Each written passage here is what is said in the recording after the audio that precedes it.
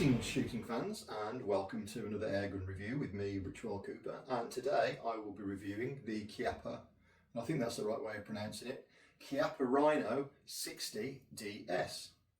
Now I picked this up about, I'm going to say about 3 weeks ago, 3-4 weeks ago, and I've already had, I'll say about half a tin of pellets through it, and maybe a few more, and I think I'm quite well equipped now to tell you what I think about this particular airgun, what I like about it, what I don't like about it, and we're going to take it out into the back garden in a little bit later and do a bit of shooting with it so you can kind of see it on the range. I've bought some other little bits of kit to improve my shooting reviews, which includes a trigger gauge, which is probably the cheapest one that was available on Amazon, and also a chronograph. Same applies, so at least we can get some real FPS readings, and I've also bought some different pellets that we're going to try through it as well. So the Chiappa Rhino is a fully licensed replica of the Chiappa pistol. This one is the 6-inch barrel. I think that's why it comes with it says 60DS. There is also 50 and a snub-nosed variant, and I think there's one that comes in a sort of a stainless finish. This particular one has got mounts for an attachment under the barrel and on top, and I've attached a red dot scope for the purposes of me using this gun. This is a 6-shot and very accurate, as far as I can tell, replica of the real gun, and it's made under license, and I believe it's made under license in the same factory that they make the real gun. It is all metal construction with the exception of the grips, which are plastic, although they have got a nice stipple finish on it, and it comes with 6 shells, which as far as I can tell are unique to the Chiappa Rhino, and I have bought a couple of packets of shells for this, which I haven't used yet, and you'll see why later when I do my full review. This is quite unusual, actually. It's a really unusual revolver. The main reason it's unusual is that unlike most revolvers where the round fires from the top cylinder, this one actually fires from the bottom cylinder, and I believe that this was done to reduce the kick of the gun and to improve accuracy, because obviously the closer the bore of the gun is to your hand, the more accurate the gun is. It is a pretty accurate air gun. In fact, I've just taken the liberty of bringing down some targets that I've shot on previous occasions. These are from all at least 8 meters away. Some of them from a bit further. I think I went out to about 12-15 meters. Okay, let's stick together. And as you can see from these targets, it groups quite nicely.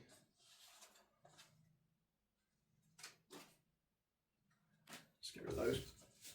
And for all of those targets, I was using RWS Hobby flathead.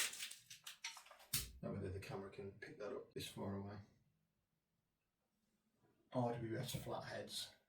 But I have got some, what are these, VMX round-headed. I don't know what, not heard of that brand before, I just found them in the loft. I've got some RWS Superdomes 8.3 gram, and I've got some JSB Exact Diablos. They're round-headed, they're 8.44 grain, and what were the VMXs?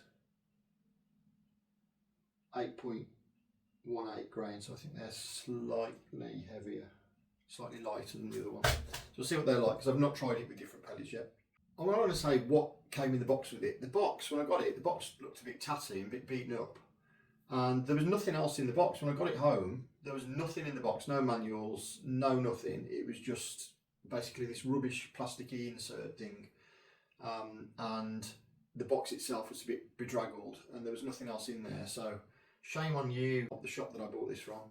That's not the first time I bought something from this particular shop, who I won't name, where I believe that this might have been somebody else's before I got my hands on it.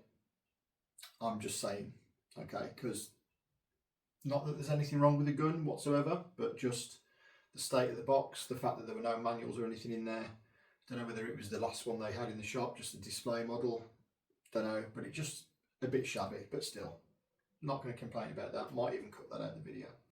So what is weird and unusual about this gun? Now, before I go into that, I'm just going to show you that there is no CO2 in this gun whatsoever, and there are no shells in this gun whatsoever, and there's no way that this gun can fire other than dry fire.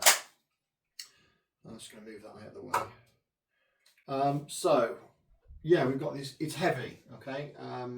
It's certainly quite nose heavy. I don't think the fact that I've bolted this red dot to it helps with that much, but it does feel quite easy to grip in the hand. I think some revolvers I struggle with the grip. I don't know, because I'm used to automatics or what.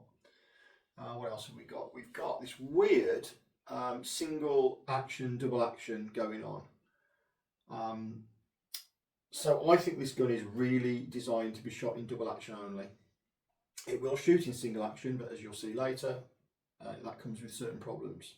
So when you pull the trigger, it indexes the cylinder around, sort of flips around, and then there's a bit more of a pull to get the gun to fire. You'll notice the hammer isn't moving. Now, if I want to fire it in double action, I cock the hammer, which rotates the cylinder and sets the hammer. You'll notice there's a little red flag pops up to show that the gun's cocked.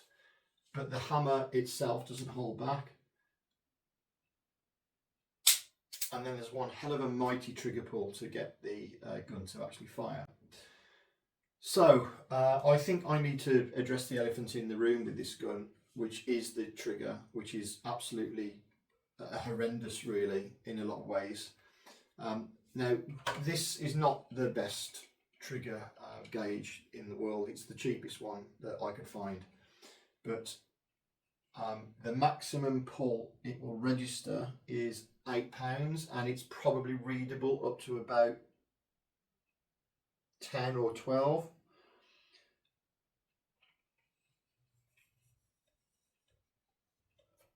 That's all the way. That I can't even pull the trigger with this. It's impossible. So the trigger pull on it is just monumentally hard. Let's try again.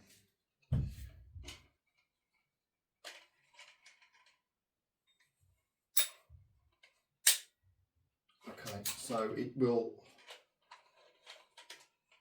goes to the first stage around about £6.5. Okay, I think we can safely say that trigger in single action mode is well in excess of £12, which is absolutely mental. I don't think I've got any gun that's got a heavy trigger pull than that. And the single action pull, you know, from the perspective of the shooter, feels actually heavier than the double action pull, which is kind of bonkers. So it's quite different in its sort of design and aesthetic to your average revolver, which is kind of one of the things I like about it. The cylinder is a hexagonal shape. So it's got a hexagonal barrel, which kind of gives it quite a slimline sort of appearance, even though it's really kind of chunky. It's pretty sci-fi looking, I think. I have double checked this has got a smooth bore, although it perfectly well fires BBs and pellets. I've only put pellets through it, and I don't really see any point in putting BBs through it. Pellets just seem to me to be just the way to go. Cylinder actuates as a little catch on the left hand side, which you pull down, and then you just push the cylinder out and it flings out with a bit of light pressure. The barrel, where it interfaces with the cylinder. There's a little spring-loaded bit there to improve the seal. These are the shells. Now, I did a few tests to see about shell compatibility with other shell loading revolvers and guns that I've got. There seems to be a fairly close match between these and the Colt single action army, and the Umarex cowboy rifle. Although I've not actually tried to put these in either of the other two guns, and I've not tried to put the shells from the single action army into this. I probably will do a test at some point and report that. But for now, I have got 18 shells.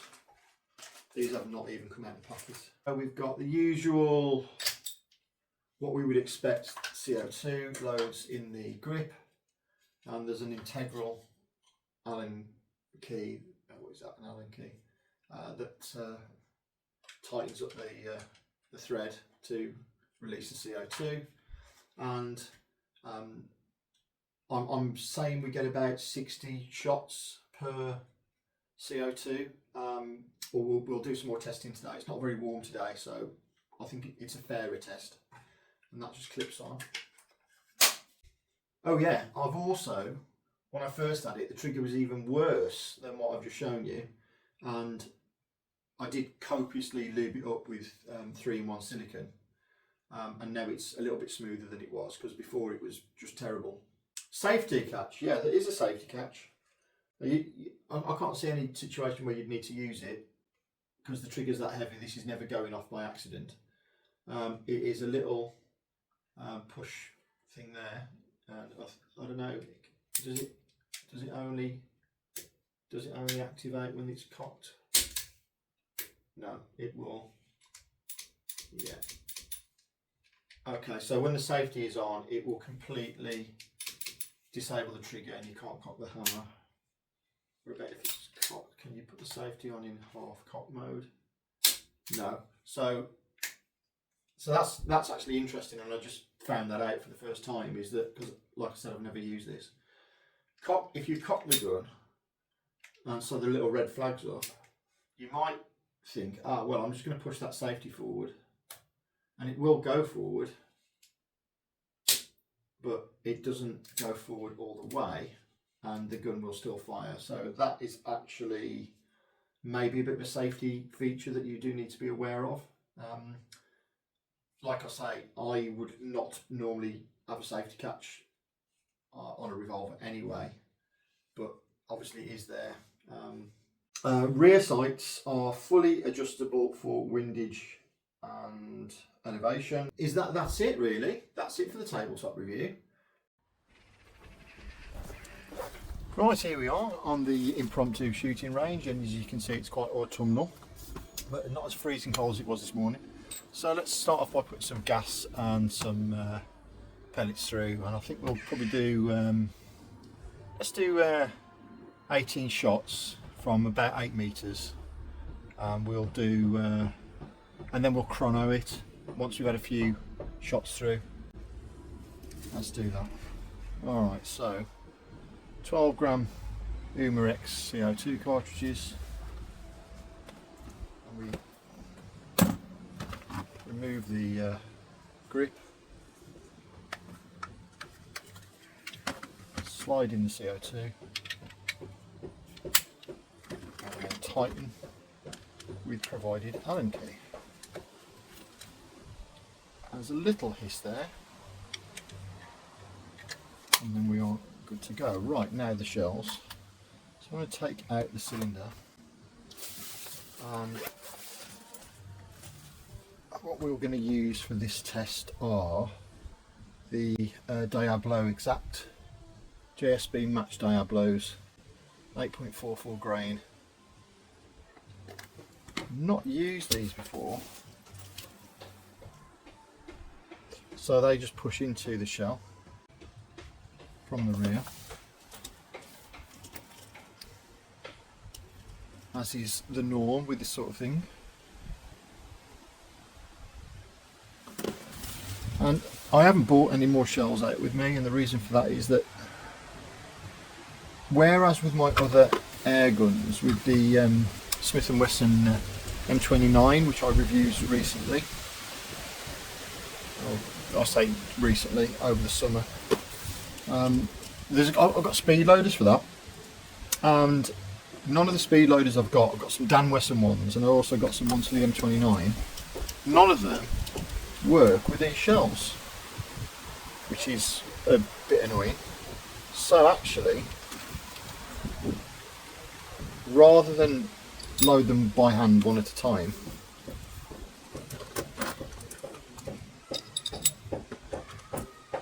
it's easier to just leave the shells in situ and just pop the pellets in.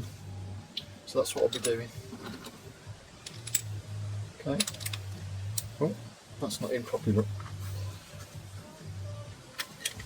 Warts and all. There we go. Okay. So that's ready to fire. Safety catch is definitely on, so I can't cock the hammer. And I'm just going to get a few of these pellets in my pocket.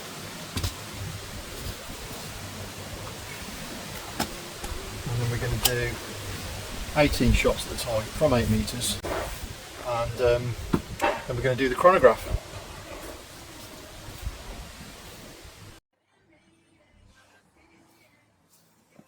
Right, Chiappa Rhino 60DS. It's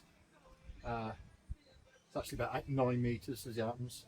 Test, let's turn on the red dot. Let safety off.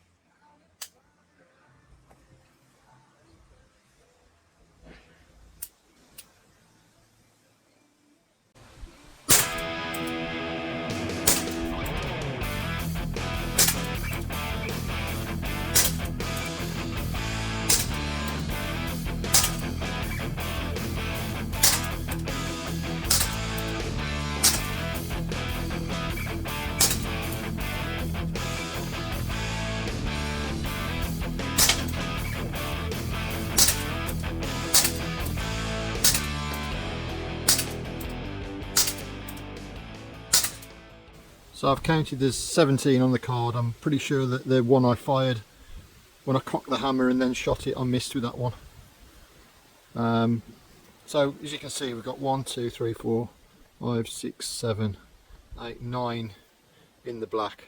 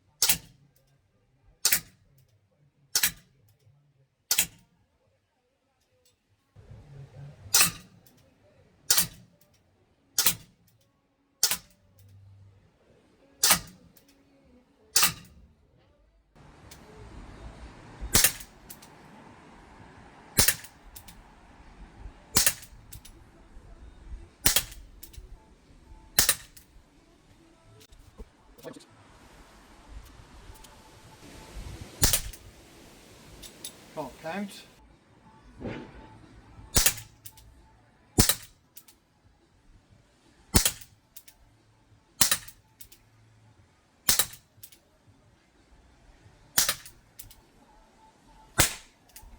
I still can't count.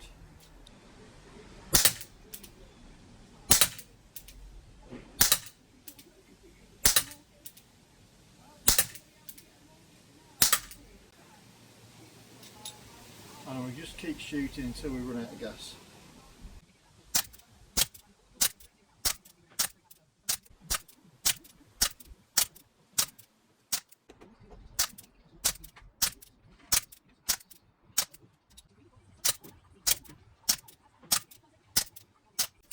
Yeah, I think that's definitely starting to lose its potency now. We'll call it quits there.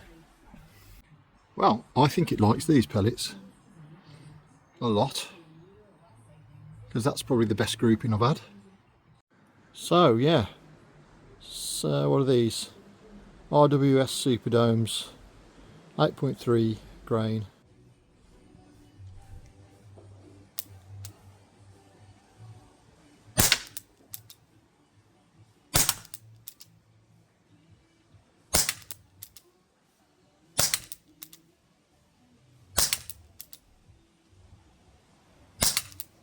I think the first one missed.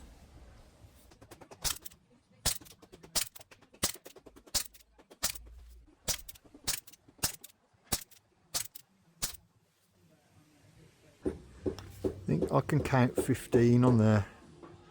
There's a couple that are quite close to each other, but I'm pretty sure I missed with 2 or 3. Right, 15 metres now. Missed, missed, missed.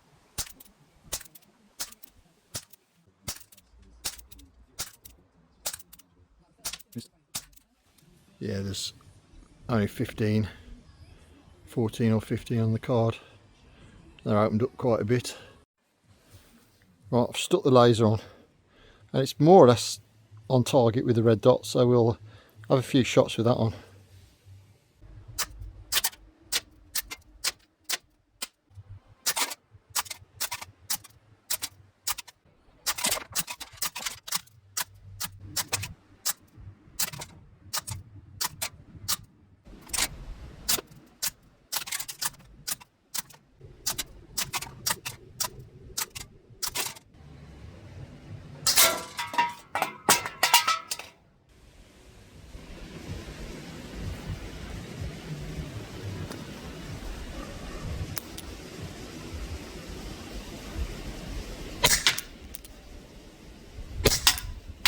Yeah.